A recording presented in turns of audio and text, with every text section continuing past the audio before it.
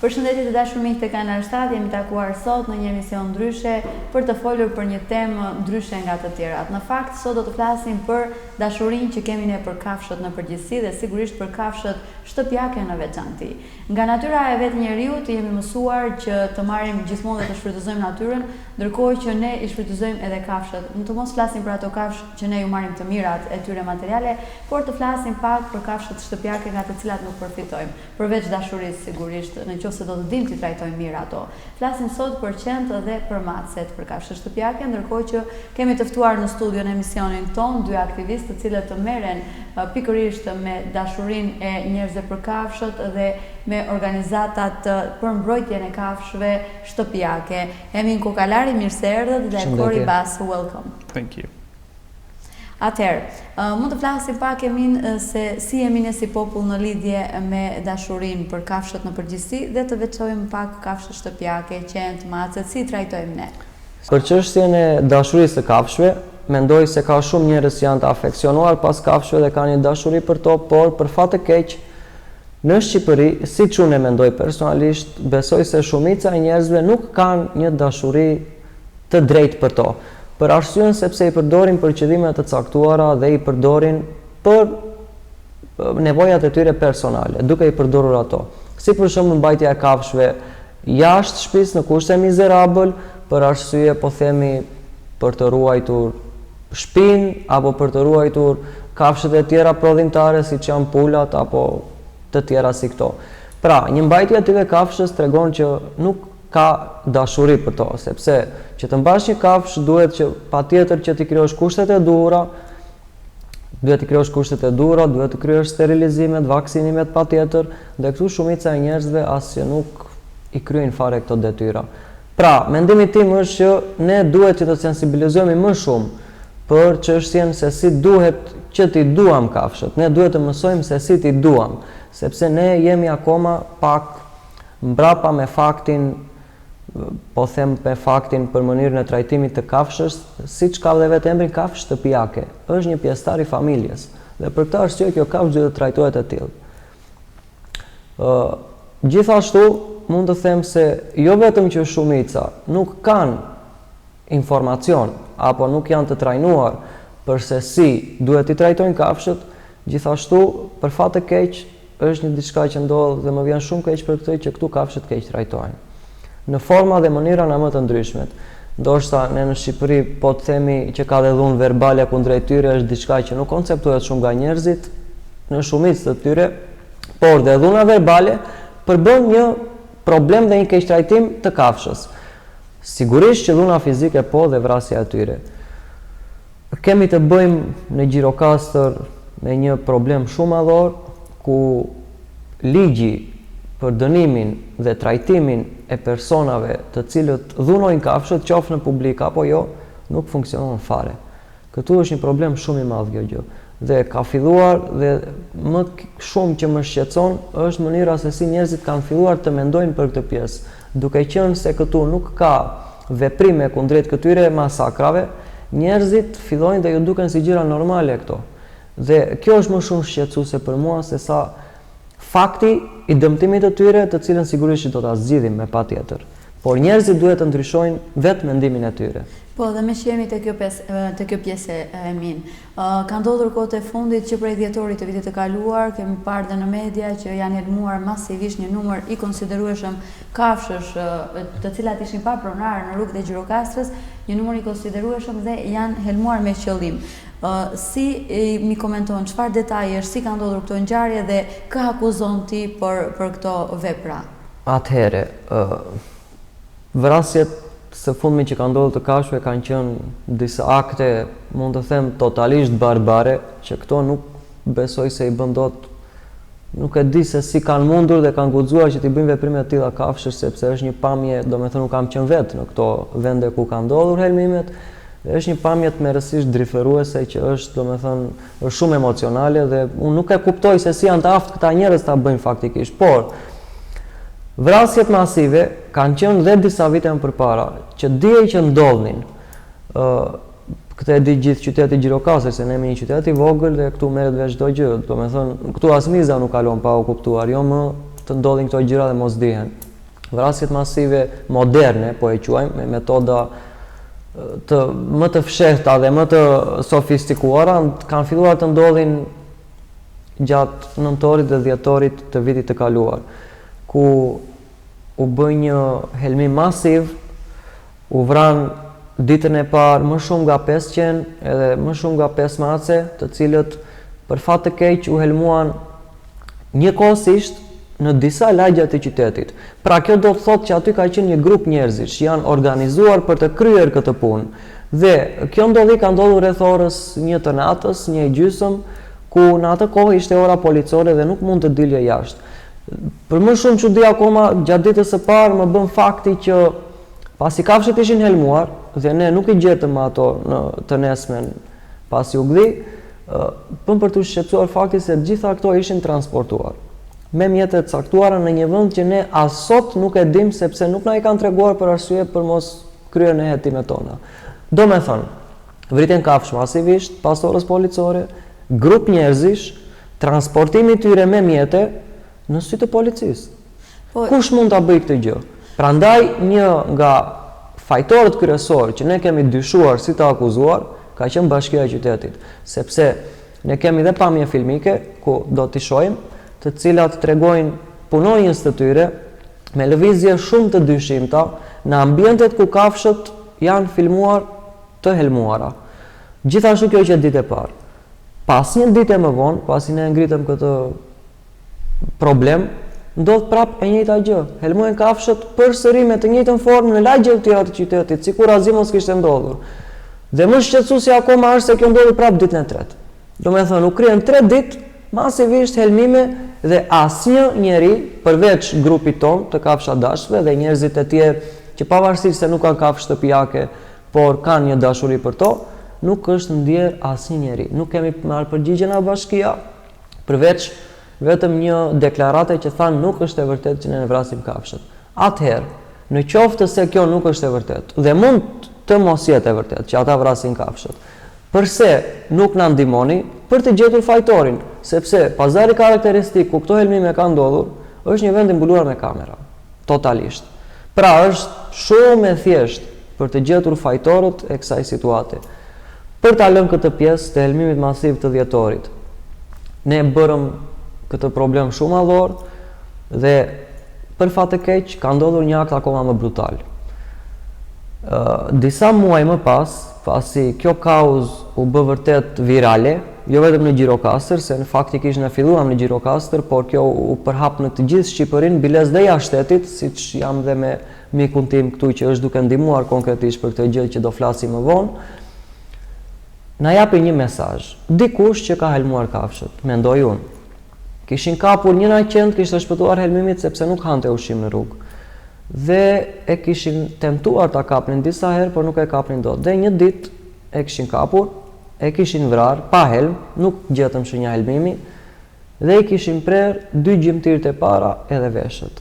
Dhe e kishin lënë në rrugë pikërisht në mënyrë të qëllimt që ne ta shikonim këtë gjë. Ky për mua është një mesazh,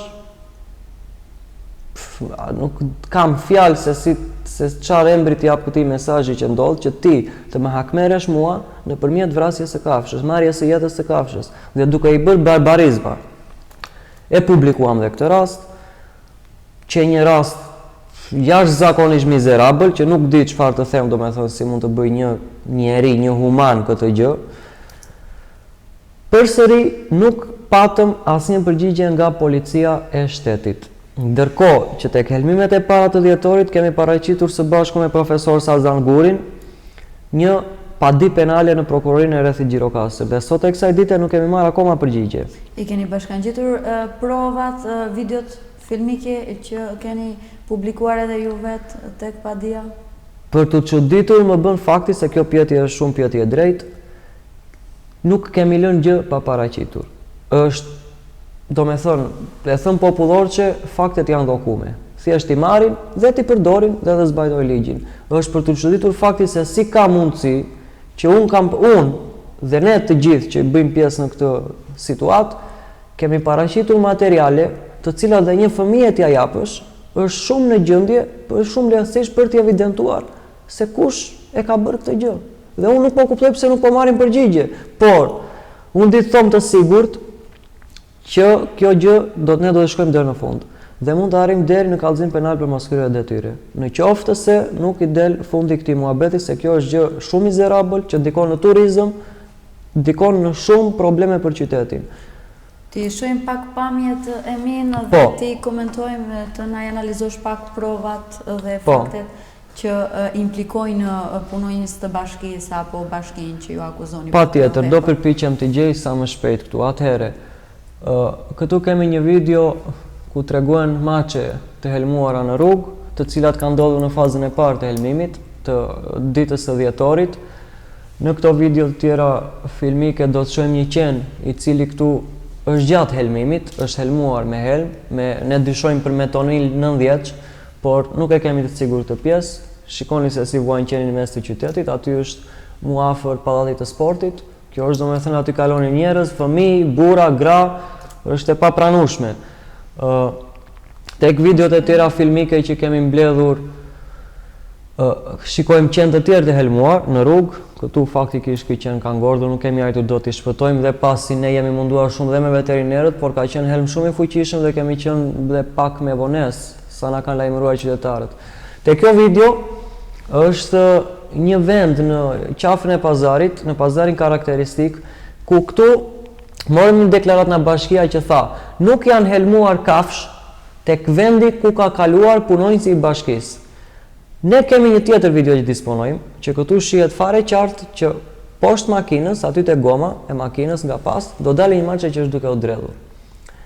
Kjo maçe për fatin ton të mirë, do të them kjo është gjë shumë e keqe, por për fatin ton të mirë kjo maçe na mundsoi ne që të kishim këtë provë dhe të tregonim që ja, kjo që thatë ju nuk është e vërtetë, sepse ja, tek vendi ku eksaktësisht ishte punonjësi i bashkisë në atë orë të natës, dalin kafshët duke u dredhur dhe duke ngordhur. Mos është ajo me të bardha aty macja që po përpolitet? Po, pikërisht macja te goma e makinës si përpolitet. Dhe kemi dhe foto pasi ajo ka ngordhur.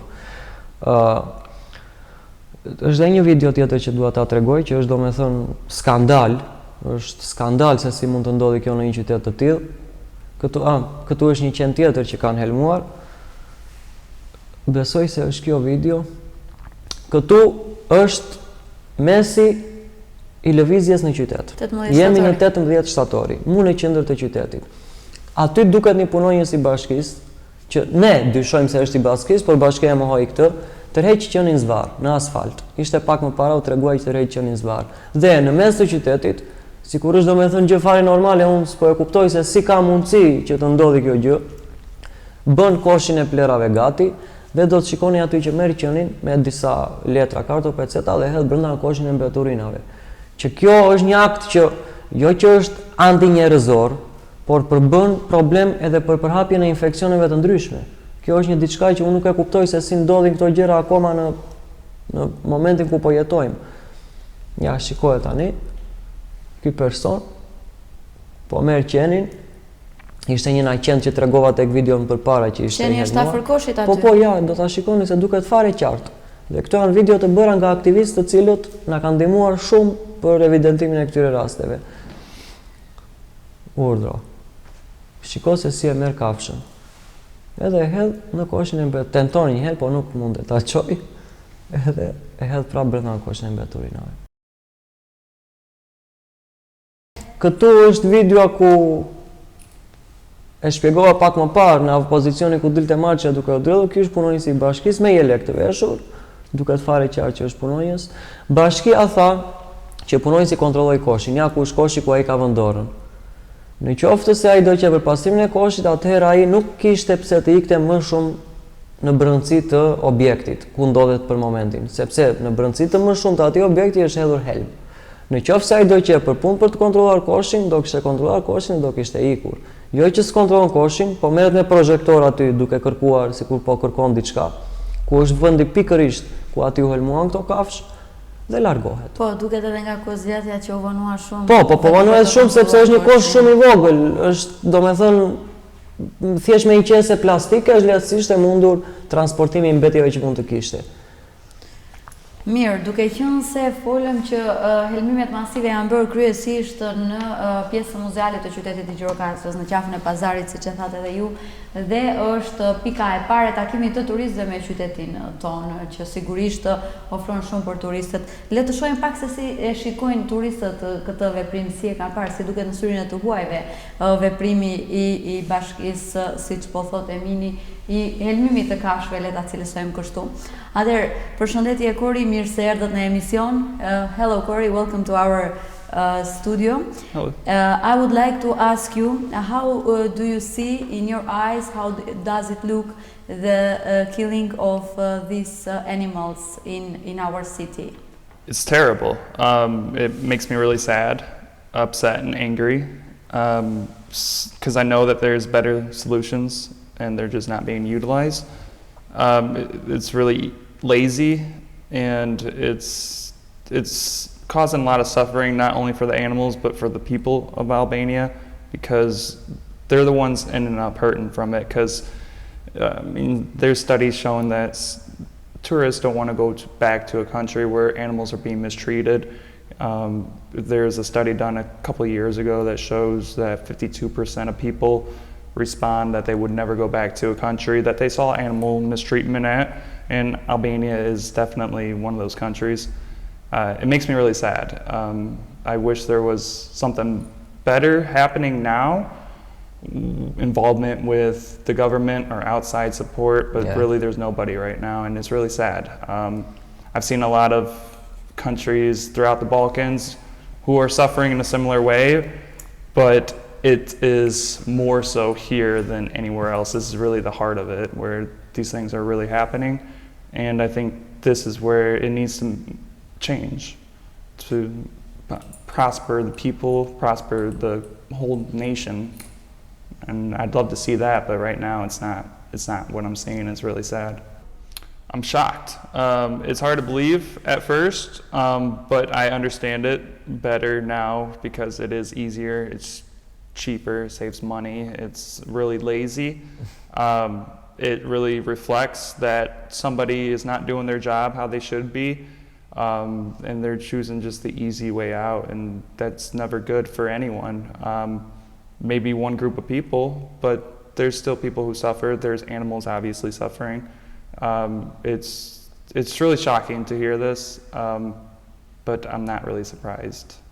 Sorry for interrupting. Dua të shtoj te kjo pjesë që po thot që jam shumë i shokuar dhe është vështirë për t'u besuar, dhe për njerëzit që se si mënyrën si e shikojnë këtë pjesë, dua të shoja një diçka që kam tentuar të marr kamerat te këto pjesë.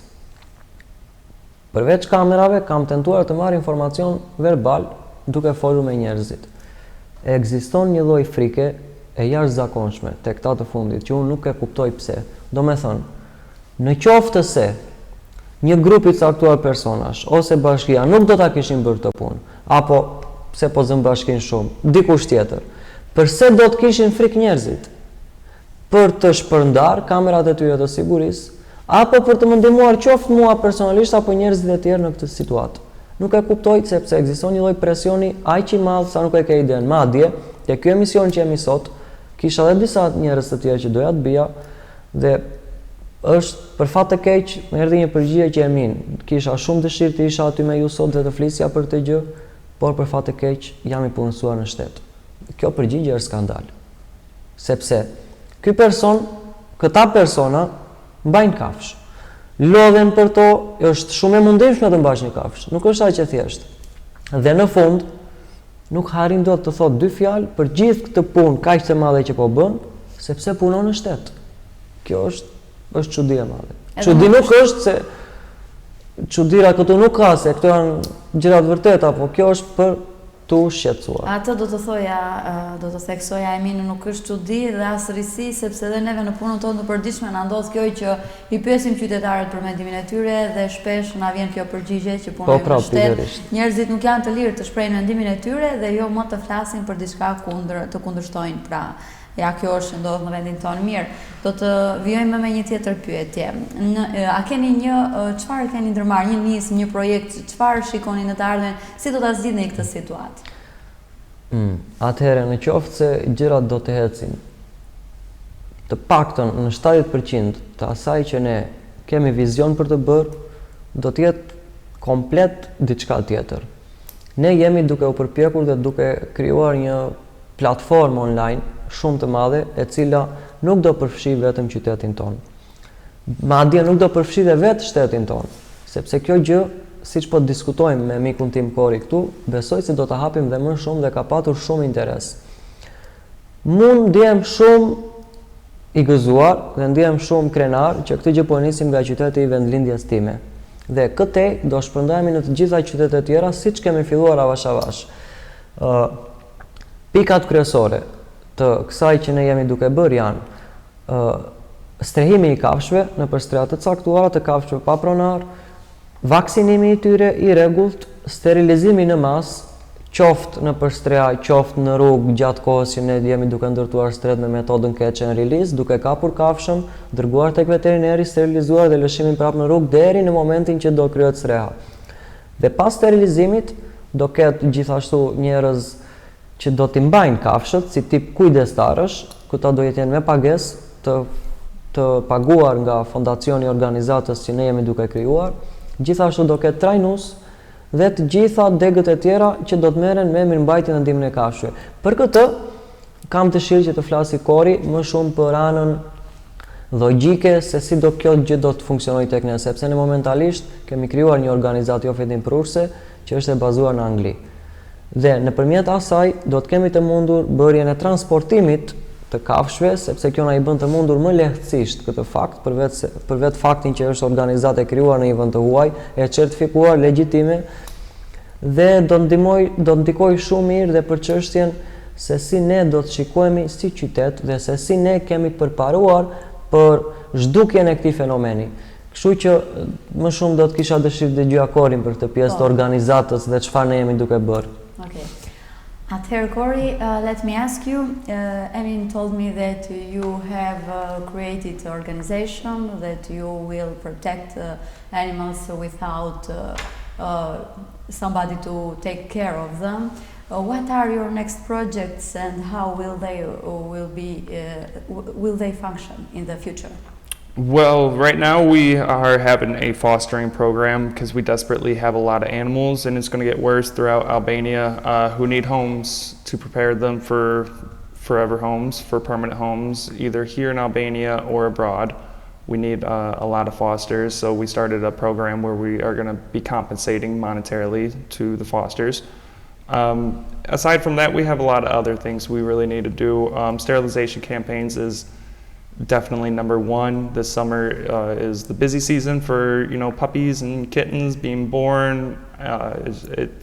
It's really unmanageable at this point, but we are going to have some sterilization campaigns. We will go to people's houses and offer to sterilize their pets if they haven't already sterilized them, because that's another big issue. But also we want to go ahead and start fundraising for a shelter. We want to create some shelters in Gjirokastër. We want to see a shelter where animals are being taken care of properly until they are ready for their transition to a new home. We also want to get some transportation resources so we can get help from the government transporting animals, whether it's within Albania or abroad. There's no resources here at all for any kind of animal relief when it comes to transportation, shelters, sterilization. So those are really the hot topics we're really trying to pursue as soon as possible. But there's still a lot more. There's awareness, there's education, there's just speaking and collaborating with the community. The community has to be on board, it has to be collaboration, otherwise it won't work. Do you need financial support about this, what you are going to do? Of course. From the government? Yes, definitely from the government. The municipalities need to step in and do their job. They need to take care of not only the people, but all life here in Albania. I do believe all life is sacred, and I really truly believe that the government is slacking when it comes to that. We need funding. It's not just here, but all over. Any country you go in, they need funding for their animals, and the governments usually are the ones who step in for that. Here, it's just us, and it's not enough. There's too much problems, there's too many animals, it's unmanageable. So you are trying to collaborate with the government too, to have some financial support of this project? Yes, definitely. Do you believe that they will help you? I hope. All I have right now is hope. I don't have confidence. I just have hope. I'll remain optimistic, but I don't have confidence at this point. Në fakt, doja të shtoja te kjo pjesë se këtij mikut nuk ja kam thënë akoma për arsye se doja t'ja lija surprizë, por kemi mundsuar një takim me Bashkinë e Qytetit, ku do t'jetë dhe ky dhe do të takoj kryetarin e bashkisë, zotin Flamur Golemi, dhe aty do të diskutojnë drejt për së drejt bashkë me njëri tjetrin për të zgjidhur këtë situatë. Me sa mora vesh, mu transmetua që do të kemi ndihmë, do kemi mbështetje. Siç thot dhe ky, le të shpresojmë dhe le të bëjmë për më të mirën. Atëherë, si mendon ti, do funksionojë kjo nismë që ju keni ndërmarrë? Atëherë, në qoftë se nisma do ndërmerret për arsye vërtet për të mbështetur kauzën e kafshëve dhe për t'i dhënë atyre një jetë më të mirë dhe për të rritur kulturën tonë gjithashtu, sigurisht që kjo do të funksionojë 100%. Dhe vetë njerëzit do ta kuptojnë se çfarë kanë bërë. Por kjo është diçka shumë e mirë në mendimin tim, sepse në momentin që kemi dy anë shumë të ndryshme me njëra tjetrën, kjo e bën fare të lehtë të evidentueshme të mirën nga e gabuara. Kështu që për mua them sigurisht që do të funksionojë. Atëherë të ndalemi pak Emin edhe tek pjesa që the pak më parë që ju kërkoni kujdestar, do të jepni këto kafshë të gjetura të pa pronar në rrugë, do t'u jepni familjeve kujdestare të kujdesen për to në këmbim të shumave të ndryshme të parave në bazë të kafshëve që do të marrin, do t'ju mundsoni ushqimin dhe shërbimet veterinare, duke bërë kështu që dhe qytetarët të sensibilizohen dhe të afrohen pak më shumë me kafshët. Mirë, le të inkurajojmë në fakt qytetarët e Gjirokastrës të fillojmë të gjithë së bashku të marrim kafshë dhe t'i mbajmë në shtëpitë tona. Sepse unë jam e sigurt që do t'i marrim në fillim me pagesë ashtu siç thoni ju, por deri në fund nuk do t'i lini dot. Nuk do t'i lini dot. Do t'i rikthej përsëri kafshët. Po kjo është e vërtetë. Është shumë e vërtetë sepse kafshat jep një lloj dashurie që ndoshta duket pak shumë ekstremiste, por nuk besoj se ta vetë humani, përveç ndoshta fëmijës tënd, por kafsha është një dashuri shumë e sinqertë. Kjo është, domethënë, gjë shumë pak e arritshme me kafshë të tjera apo me njerëz të tjerë.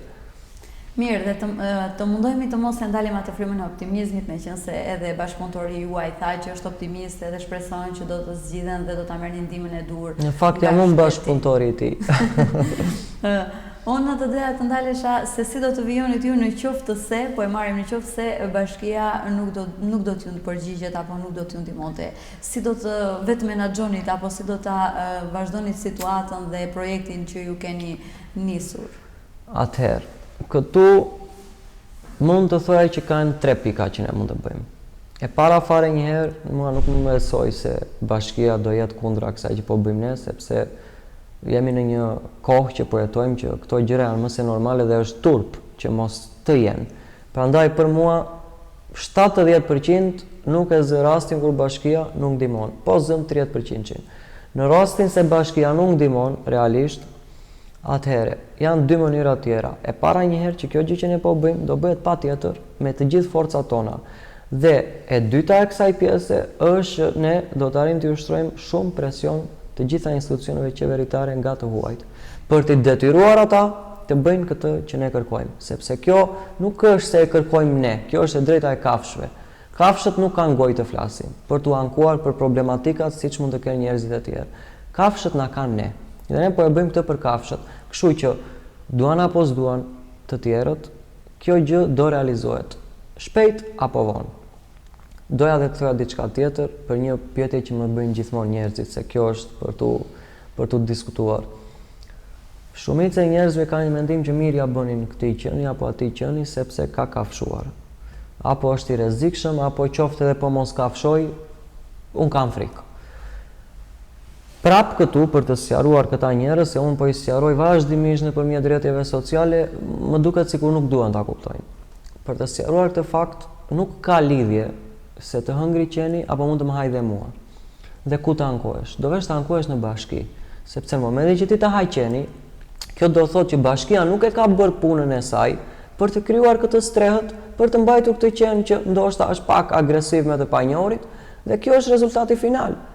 Prandaj, nuk helmohet qeni se të kafshojë, qeni merret, strehohet dhe rehabilitohet derisa të gjendet mundësi për rifamiliarizim prap. Vrasja është e dënueshme me ligj dhe ligji duhet të zbatohet. Kaq kisha për të thënë për këtë pjesë. Me qënë se unë dalëm të kjo e minë më shkas nga ligjet që janë në Europë. Në vendet të ndryshme të Europës ekziston ligji që nëse një qen të kafshon, pronari i qenit apo në rastin kur janë qen që strehohen nga institucionet shtetërore, të detyrohen të paguajnë një shumë të majme, që po them, po marrë një minimum ishte 10.000 deri në 15.000 euro për një kafshim qenit. Do aplikohet ndonjëherë në vendin tonë kjo, si mendon ti? Shiko, më dëgjoj. Sepse më ngrita këtë pyetje shumë bukur se harrova dhe unë ta thoja. Kryesisht, ligji duhet të zbatohet për pronarin e kafshës. Qoftë kur abandonon qenin në rrugë, duhet që çdo gjë bitet me një shumë të majme, qoftë kur bën dëmtim fizik të kafshës. Dëgjoja dje në një emision, më duket se lexova në një portal të rrjeteve sociale, kishte ndodhur në Mbretërinë e Bashkuar. Ishte dikush që e kishin parë fqinjët duke i folur qenit me inat, duke i bërë dhunë verbale, duke i thënë që ik shpejt aty te krevati, mos të shoh më këtu, dhe këtë gjë se më ke lodhur, edhe këtë gjë kishte përsëritur 2-3 herë. Dhe komshia e gjë kishte dëgjuar, kishte lajmëruar autoritetet, kishin shkuar, ja kishin marrë kafshën, e çuan kafshën në qendër rehabilitimi psiqik, që kafsha pas kësaj dhune të filloj të rehabilitohet. Dhe pronari i tij është dënuar, duhet paguaj me sa mbaj mendur më duket, diçka tek 200 pound për 3 muaj rresht. Thjesht sepse i foli me inat. Unë nuk pretendoj që ne të arrim këtë gjë këtu. Dhe pse jo, hajta arrim, por për mua është shumë larg. Dhe këtë do të thoya, sa larg mund të jetë duke marrë parasysh që ne sot fëmijët tanë ju flasim në atë mënyrë, apo ju bërtasim dhe sigurisht që ka shumë raste që dhe i qëllojmë, ushtrojmë dhunë ndaj fëmijëve. Pastaj të arrim tek kjo që po thua për kafshët, sa larg mund të duket kjo ditë për vendin tonë. Kjo është një pyetje që ma bën mua, po t'ja bëj këtij, ky nuk do ta konceptonte dot fare, këtë pyetje që më bëre mua. Për të arritur këtë gjë dhe sa larg jemi ne për këtë gjë, besoj se nuk do jemi kurrë. Të paktën për anën verbale, sepse ne jemi edukuar me formë të tillë. Mos ik atje se të haj qeni. Mos bë atë se o t'i them gogolit. Mos ik atje se o të vi polici. Ne e kemi të ngulitur këtë, e kemi në gjak tani, nuk mund ta heqim dot më. Por duhet të heqim dhunën fizike, vrasjet dhe dëmtimet. Sepse për çështjen e edukimit nuk mund ta harim dot ne. Duhet të harri prindi. Duhet të harri gjyshja, duhet të harri gjyshi, duhet të harri njerëzit që trajtojnë fëmijën që në embrion. Dhe në momentin që kjo gjë këtu nuk po funksionojmë dhe po i shikojmë se si po shkojnë gjërat, për mua kjo nuk ka për të arritur kurrë. Ky është mendimi tim, ndoshta jam gabim, kam shpresë, nuk e kam humbur shpresën, por të paktën se si e shikoj unë, mund të them ndoshta 100 vjet larg. Mirë, atëherë të falenderoj Emin, të falenderoj Kori, thank you Kori. Thank you. Atëherë ky ishte emisioni Të Dashur Miq, ju përshëndes dhe ju uroj një pasditë të këndshme.